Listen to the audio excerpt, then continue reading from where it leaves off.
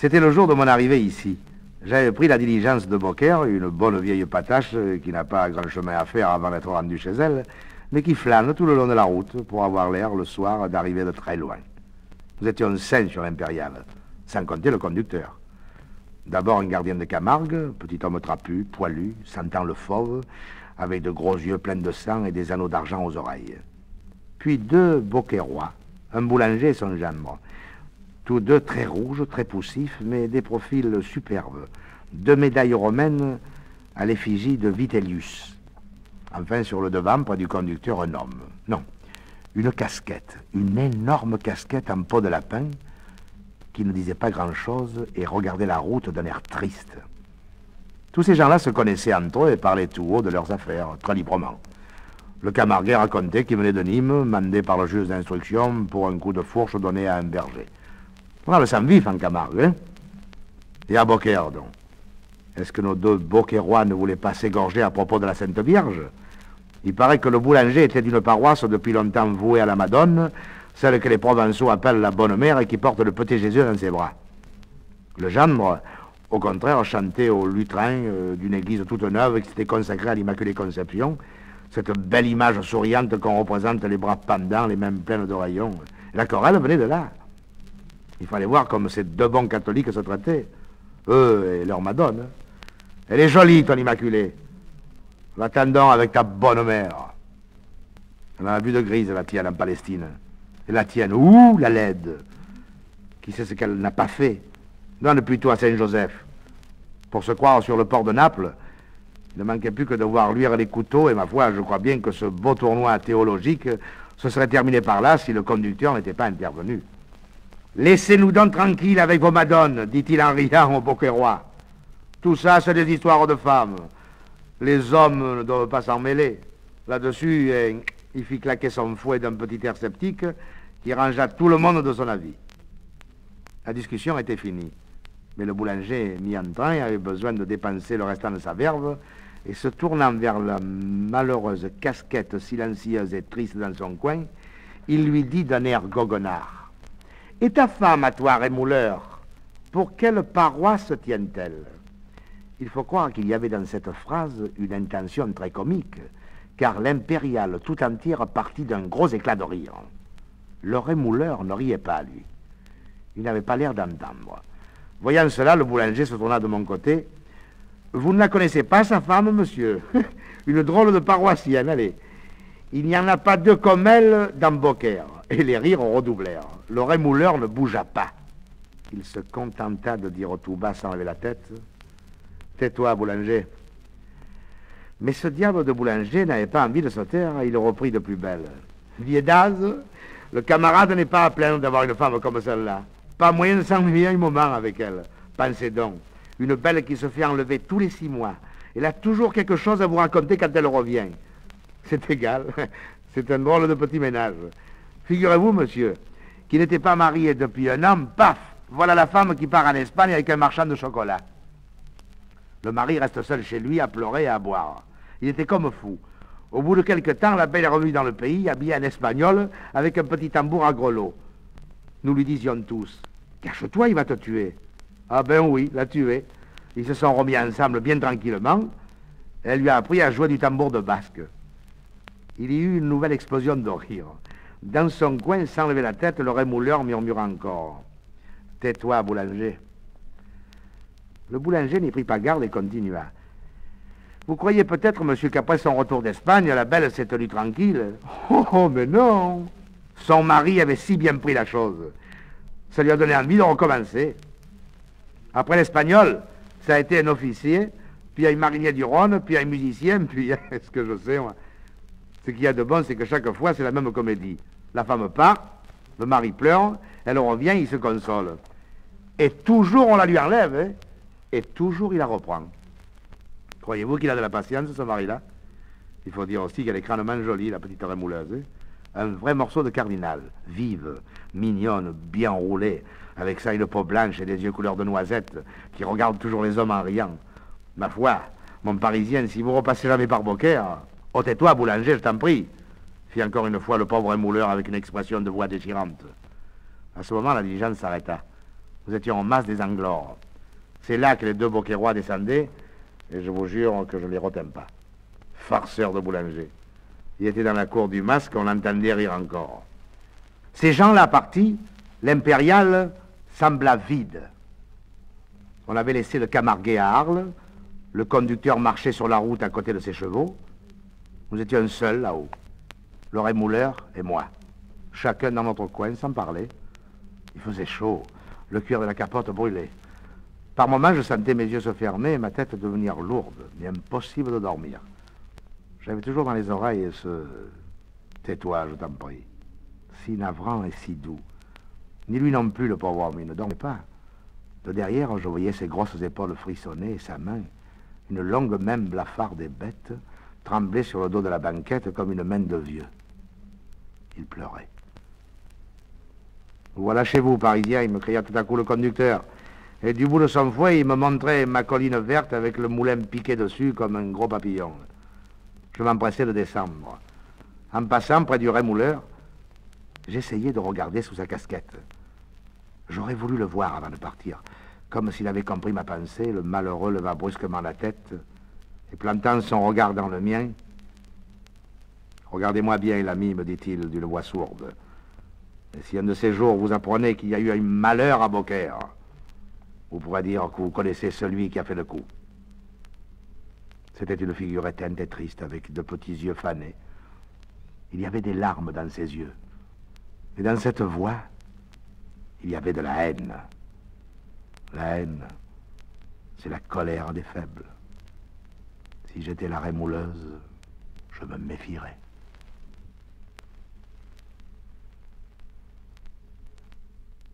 Le sous-préfet au champ. Monsieur le sous-préfet est en tournée. Cocher devant, la quai derrière, la calèche de la sous-préfecture l'emporte majestueusement au concours régional de la Combe-aux-Fées. Pour cette journée mémorable, monsieur le sous-préfet a mis son bel habit brodé, son petit claque, sa culotte collante à bandes d'argent et son épée de gala à poignée de nacre. Sur ses genoux repose une grande serviette en chagrin gaufré qu'il regarde tristement. Monsieur le sous-préfet regarde tristement sa serviette en chagrin gaufré. Il songe au fameux discours qu'il va falloir prononcer tout à l'heure devant les habitants de la Combe-aux-Fées. Messieurs et chers administrés, mais il a beau tortiller la soie blonde de ses favoris et répéter 20 fois de suite, messieurs et chers administrés, la suite du discours ne vient pas. La suite du discours ne vient pas. Il fait si chaud dans cette calèche. À perte de vue, la route de la Combe-aux-Fées poudroie sous le soleil du midi. L'air est embrasé et sur les ormeaux du bord du chemin, tout couvert de poussière blanche, des milliers de cigales se répondent d'un arbre à l'autre. Tout à coup, monsieur le sous-préfet tressaille. Là-bas, au pied d'un coteau, il vient d'apercevoir un petit bois de chêne vert qui semble lui faire signe. Le petit bois de chêne vert semble lui faire signe. Venez donc par ici, monsieur le sous-préfet. Pour composer votre discours, vous serez beaucoup mieux sous mes arbres. Monsieur le sous-préfet est séduit. Il saute à bas de sa calèche et dit à ses gens de l'attendre, qu'il va composer son discours dans le petit bois de chêne vert. Dans le petit bois de chêne vert, il y a des oiseaux, des violettes et des sources sous l'herbe fine. Quand ils ont aperçu monsieur le sous-préfet avec sa belle culotte et sa serviette en chagrin gaufré, les oiseaux ont eu peur et se sont arrêtés de chanter. Les sources n'ont plus osé faire de bruit. Et les violettes se sont cachées dans le gazon. Tout ce petit monde-là n'a jamais vu de sous-préfet et se demande à voix basse quel est ce beau seigneur qui se promène en culotte d'argent. À voix basse, sous la feuillée, on se demande quel est ce beau seigneur en culotte d'argent. Pendant ce temps-là, monsieur le sous-préfet, ravi du silence et de la fraîcheur du bois, relève les pans de son habit, pose son claque sur l'herbe et s'assied dans la mousse au pied d'un jeune chêne.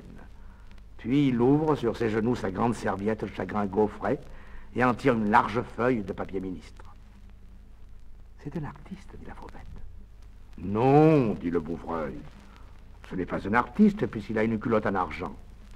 C'est plutôt un prince. »« C'est plutôt un prince, dit le Bouvreuil. »« Ni un artiste ni un prince, interrompt un vieux rossignol qui a chanté toute une saison dans les jardins de la sous-préfecture.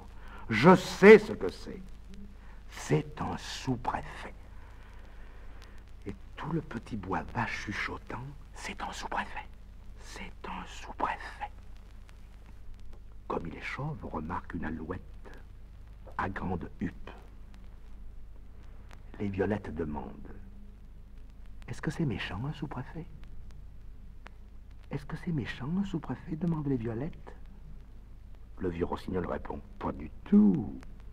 Et sur cette assurance, les oiseaux se remettent à chanter. Les sources à courir, les violettes à embaumer comme si le monsieur n'était pas là.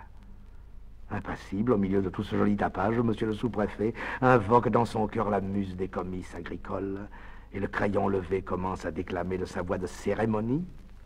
Messieurs et chers administrés.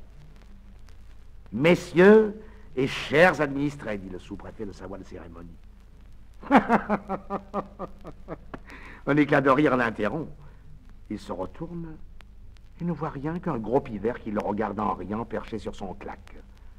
Le sous-préfet hausse les épaules et veut continuer son discours. Mais le pivert l'interrompt encore et lui crie de loin. À quoi bon? Comment à quoi bon, dit le sous-préfet qui devient tout rouge. Et chassant d'un geste cette bête effrontée, il reprend de plus belle. Messieurs et chers administrés. Messieurs et chers administrés, a repris le sous-préfet de plus belle. Mais alors, voilà les petites violettes qui se haussent vers lui sur le bout de leurs tiges et qui lui disent doucement, « Monsieur le sous-préfet, sentez-vous comme nous sentons bon ?» Et les sources lui font sous la mousse une musique divine. Et dans les branches au-dessus de sa tête, des tas de fauvettes viennent lui chanter leurs plus jolis airs. Et tout le petit bois conspire pour l'empêcher de composer son discours. Tout le petit bois conspire pour l'empêcher de composer son discours. Monsieur le sous-préfet, grisé de parfum, ivre de musique, essaye vainement de résister au nouveau charme qui l'envahit. Il s'accoude sur l'herbe, dégrafe son bel habit, balbutie encore 2 ou 3 fois, « Messieurs et chers administrés, messieurs et chers... messieurs... » Oh, puis il envoie les administrés au diable et la muse des comices agricoles n'a plus qu'à se voiler la face. Voile-toi la face, ô muse des comices agricoles. Lorsqu'au bout d'une heure, les gens de la sous-préfecture, inquiets de leur maître, sont entrés dans le petit bois, ils ont vu un spectacle qui les a fait reculer d'horreur. Monsieur le sous-préfet était couché sur le ventre dans l'herbe, débraillé comme un bohème. Il avait mis son habit bas, et tout en mâchonnant des violettes, monsieur le sous-préfet faisait des vers.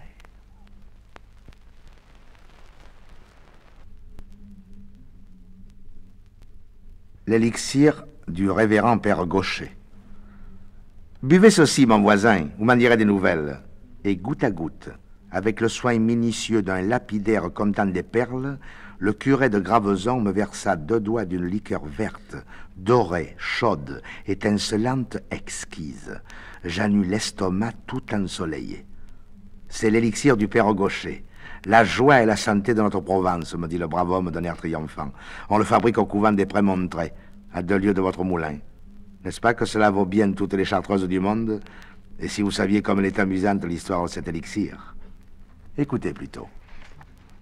Alors, tout naïvement, sans y entendre malice, dans cette salle à manger de presbytère si candide et si calme, avec son chemin de la croix en petit tableau et ses jolis rideaux clairs empesés comme des surplis, l'abbé me commença une historiette légèrement sceptique et irrévérencieuse, à la façon d'un conte d'Erasme ou de Dassoucy. Il y a 20 ans, les Prémontrés, ou plutôt les Pères Blancs, comme les appellent nos Provençaux, étaient tombés dans une grande misère. Si vous avez vu leur maison de ce temps-là, elle vous aurait fait peine. Le grand mur, la tour Pacôme, s'en allait en morceaux. Tout autour du cloître, rempli d'herbe, les colonnettes se fendaient, les scènes de pierre croulaient dans leurs niches, pas un vitrail debout, pas une porte qui tint. Dans les préaux, dans les chapelles, le vent du Rhône soufflait comme en Camargue, éteignant les cierges, cassant le plomb des vitrages, chassant l'eau des bellitiers.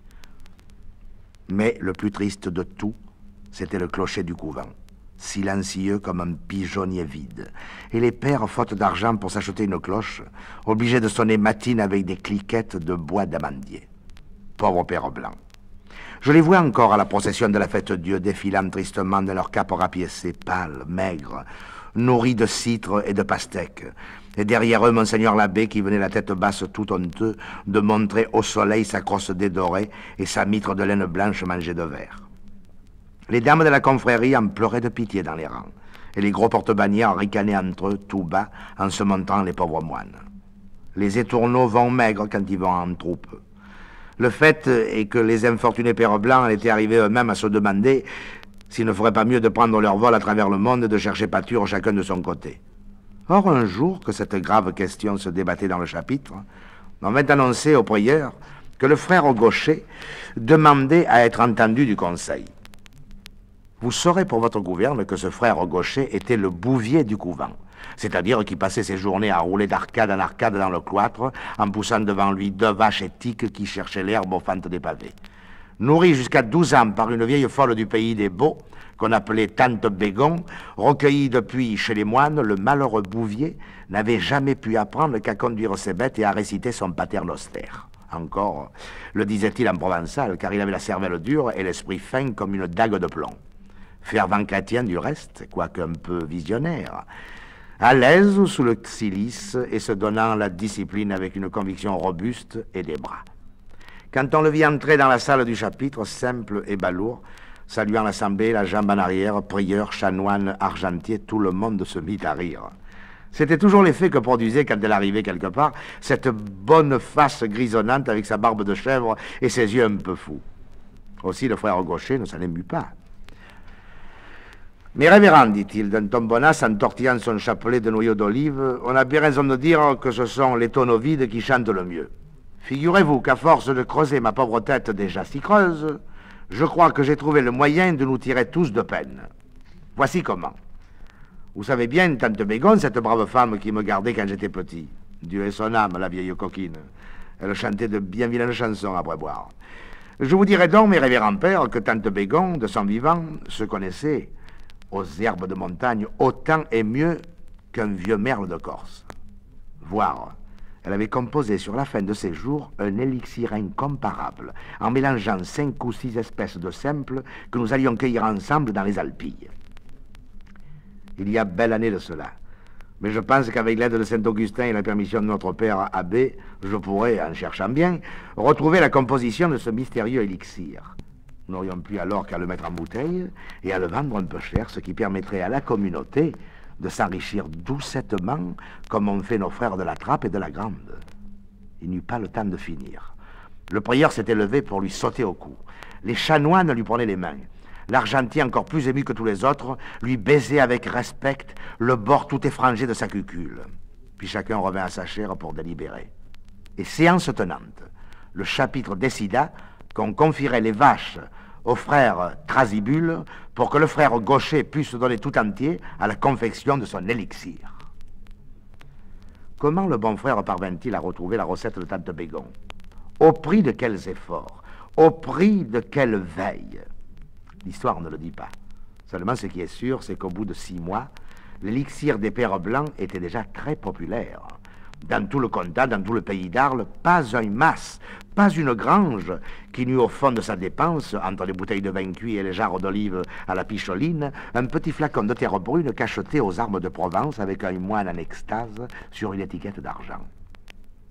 Grâce à la vogue de son élixir, la maison des Prémontrés s'enrichit très rapidement. On releva la tour Pacôme. Le prieur eut une mitre neuve, l'église de jolis vitraux ouvragés, et dans la fine dentelle du clocher, toute une compagnie de cloches et de clochettes vint s'abattre un beau matin de Pâques, tintant et carillonnant à la grande volée. Quant au frère Gaucher, ce pauvre frère laid dont les rusticités égayaient tant de chapitres, il n'en fut plus question dans le couvent. On ne connut plus désormais que le révérend père Gaucher, homme de tête et de grand savoir qui vivait complètement isolé des occupations si menues et s'enfermait tout le jour dans sa distillerie pendant que 30 moines battaient la montagne pour lui chercher des herbes odorantes. Cette distillerie, où personne, pas même le prieur, n'avait le droit de pénétrer, était une ancienne chapelle abandonnée tout au bout du jardin des chanoines. La simplicité des bons pères en avait fait quelque chose de mystérieux et de formidable. Et si par aventure, un moinillon hardi et curieux s'accrochant aux vignes grimpantes arrivait jusqu'à la rosace du portail, il en dégringolait bien vite, effaré d'avoir vu le père Gaucher avec sa barbe de nécromant, penché sur ses fourneaux, le pèse-liqueur à la main, puis tout autour des cornues de grès rose, des alambics gigantesques, des serpentins de cristal, tout un encombrement bizarre qui flamboyait ensorcelé dans la lueur rouge des vitraux. Au jour tombant, quand sonnait le dernier Angélus, la porte de ce lieu de mystère s'ouvrait discrètement et le révérend se rendait à l'église pour l'office du soir. Il fallait voir quel accueil quand il traversait le monastère. Les frères faisaient la haie sur son passage. On disait « Chut, il a le secret ». L'argentier le suivait et lui parlait la tête basse. Au milieu de ces adulations, le père s'en allait en s'épongeant le front, son tricorne au large bord posé en arrière comme une auréole, regardant autour de lui d'un air de complaisance les grandes cours plantées d'orangers, les toits bleus où tournaient des girouettes neuves, et dans le cloître, éclatant de blancheur entre les colonnettes élégantes et fleuries, les chanoines habillés de frais qui défilaient deux par deux avec des mines reposées.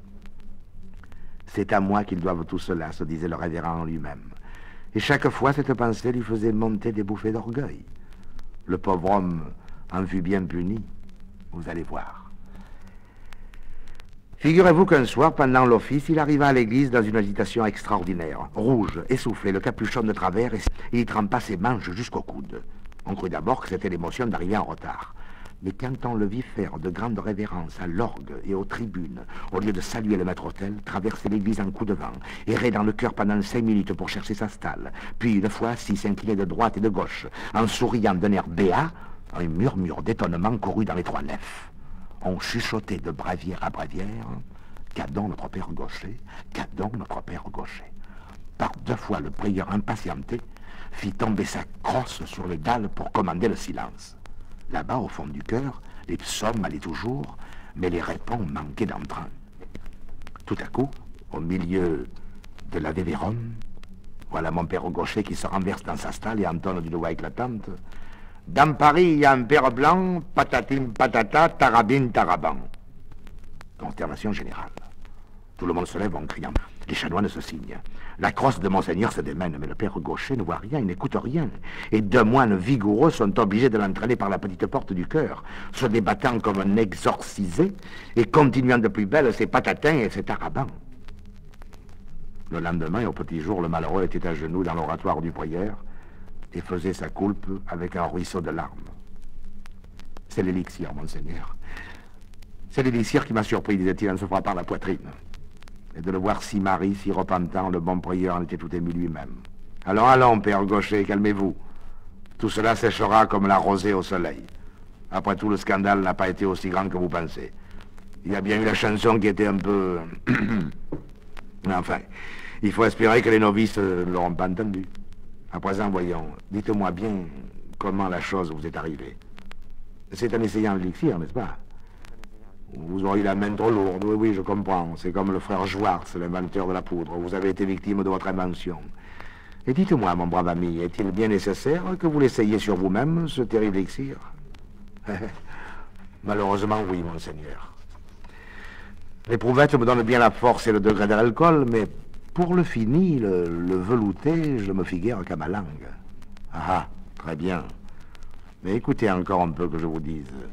Quand vous goûtez ainsi l'élixir par nécessité, est-ce que cela vous semble bon? Y prenez-vous du plaisir? Hélas oui, Monseigneur, fit le malheureux père en devenant tout rouge. Voilà 2 soirs que je lui trouve un bouquet, un arôme. Ah, c'est pour sûr le démon qui m'a joué ce vilain tour. Aussi, je suis bien décidé désormais à ne plus me servir que de l'éprouvette. Tant pis si la liqueur n'est pas assez fine, si elle ne fait pas assez la perle. Gardez-vous-en bien, interrompt le prieur avec vivacité. Il ne faut pas s'exposer à mécontenter la clientèle. Tout ce que vous avez à faire maintenant, que vous voilà prévenu, c'est de vous tenir sur vos gardes. Voyons, qu'est-ce qu'il vous faut pour vous rendre compte? 15 ou 20 gouttes, n'est-ce pas? Mais mettons 20 gouttes. Le diable serait bien fin si vous attrape avec 20 gouttes. D'ailleurs, pour prévenir tout accident, je vous dispense dorénavant de venir à l'église. Vous direz l'office du soir dans la distillerie. Et maintenant, allez en paix, mon révérend. Et surtout, comptez bien vos gouttes. Hélas, le pauvre révérend eut beau compter ses gouttes, le démon le tenait et ne le lâcha plus. C'est la distillerie qui entendit de singuliers offices. Le jour encore, tout allait bien. Le père était assez calme, il préparait ses réchauds, ses alambics, triait soigneusement ses herbes, toutes herbes de Provence fines, grises et dentelées, brûlées de parfum et de soleil. Mais le soir, quand les simples étaient infusés et que l'élixir tiédissait dans de grandes bassines de cuivre rouge, le martyre du pauvre homme commençait. 17, 18, 19, 20. Les gouttes tombaient du chalumeau dans le gobelet du vermeil. Ces 20-là, le père les avalait d'un trait, presque sans plaisir. Il n'y avait que la 21e qui lui faisait envie. Oh, cette 21e goutte. Alors, pour échapper à la tentation, il allait s'agenouiller tout au bout du laboratoire et s'abîmer dans ses pattes nôtres. Mais de la liqueur encore chaude, il montait une petite fumée toute chargée d'aromates qui venait rôder autour de lui et bon gré mal gré le ramener vers les bassines. La liqueur était d'un beau vert doré. Penché dessus, les narines ouvertes, le père la remuait tout doucement avec son chalumeau et dans les petites paillettes étincelantes que roulait le flot d'émeraude, il lui semblait voir les yeux de tante Bégon qui riait et pétillait. Encore une goutte, et de goutte en goutte. L'infortuné finissait par avoir son gobelet plein jusqu'au bord. Alors, à bout de force, il se laissait tomber dans un grand fauteuil et le corps abandonné, la paupière à demi close, il dégustait son péché par petits coups en se disant tout bas avec un remords délicieux: « Ah, je me damne, je me damne. » Le plus terrible, c'est qu'au fond de cet élixir diabolique, il retrouvait par je ne sais quel sortilège toutes les vilaines chansons de tante Bégon. Ce sont trois petites commères qui parlent de faire un banquet où Bergerette de Maître André s'en va au Boisselette. Et toujours la fameuse des pères blancs, patating, patatin. Pensez quelle confusion le lendemain quand ses voisins de cellule lui faisaient donner malin. Hé hé, père Gaucher, vous aviez des cigales en tête hier soir en vous couchant. Alors, c'était des larmes, des désespoirs, et le jeûne, et le silice, et la discipline, mais rien ne pouvait contre le démon de l'élixir. Et tous les soirs à la nuit, la protection recommençait. Pendant ce temps, les commandes pleuvaient à l'abbaye, que c'était une bénédiction. Il en venait de Nîmes, d'Aix, d'Avignon, de Marseille, terre de manufacture. Il y avait des frères emballeurs, des frères éticoteurs, d'autres pour les écritures, d'autres pour le camionnage. Le service de Dieu, il pardait bien par-ci par-là à quelques coups de cloche, mais les pauvres gens du pays n'y perdaient rien, je vous en réponds. Et donc, un beau dimanche matin, pendant que l'argentier lisait en plein chapitre son inventaire de fin d'année, et que les bons chanoines l'écoutaient les yeux brillants et le sourire aux lèvres, voilà le père Gaucher qui se précipite au milieu de la conférence en criant: « C'est fini, je n'en fais plus, rendez-moi mes vaches. » Qu'est-ce qu'il y a donc, père Gaucher, demanda le prieur, qui se doutait bien un peu de ce qu'il y avait. Ce qu'il y a, monseigneur, il y a que je suis en train de me préparer une belle éternité de flammes et de coups de fourche. Il y a que je bois comme un misérable. Et je vous avais dit de compter vos gouttes. Ah ben oui, comptez mes gouttes. C'est par gobelet qu'il faudrait compter maintenant. Oui, mes révérends, j'en suis là. 3 fioles par soirée. Vous comprenez bien que cela ne peut pas durer. Aussi, faites faire l'élixir par qui vous voudrez, que le feu de Dieu me brûle si je m'en mêle encore. C'est le chapitre qui ne riait plus. Mais malheureux, vous nous ruinez, criait l'argentier en agitant son grand livre. Préférez-vous que je me damne? Pour lors, le prieur se leva. Mais révérend, dit-il en étendant sa belle main blanche où luisait l'anneau pastoral, il y a moyen de tout arranger. C'est le soir, n'est-ce pas, mon cher fils, que le démon vous tente? Oui, monsieur le prieur, régulièrement tous les soirs. Aussi maintenant, quand je vois arriver la nuit, jamais sauf votre aspect et les sueurs qui me prennent comme l'âne de Capitou quand ils voyaient venir le bas. Eh bien, rassurez-vous. Dorénavant, tous les soirs à l'office, nous réciterons à votre intention l'oraison de Saint-Augustin à laquelle l'indulgence plénière est attachée. Avec cela, quoi qu'il arrive, vous êtes à couvert. C'est l'absolution pendant le péché. Oh, ben alors, merci, monsieur le prieur. Et sans en demander davantage, le père Gaucher retourna à ses alambics, aussi léger qu'une alouette. Effectivement, à partir de ce moment-là, tous les soirs à la fin des complis, l'officiant ne manquait jamais de dire: « Prions pour notre pauvre père Gaucher qui sacrifie son âme aux intérêts de la communauté, Oremus, Domine. » Et pendant que sur toutes ces capuches blanches prosternées dans l'ombre des nefs, l'oraison courait en frémissant comme une petite bise sur la neige, Là-bas, tout au fond du couvent, derrière le vitrage enflammé de la distillerie, on entendait le père Gaucher qui chantait à tue-tête. Dans Paris, il y a un père blanc, patatim, patatan, taraban, tarabin. Dans Paris, il y a un père blanc qui fait danser des moinettes. Train, train, train dans un jardin qui fait danser des... Ici, le bon curé s'arrêta plein d'épouvante.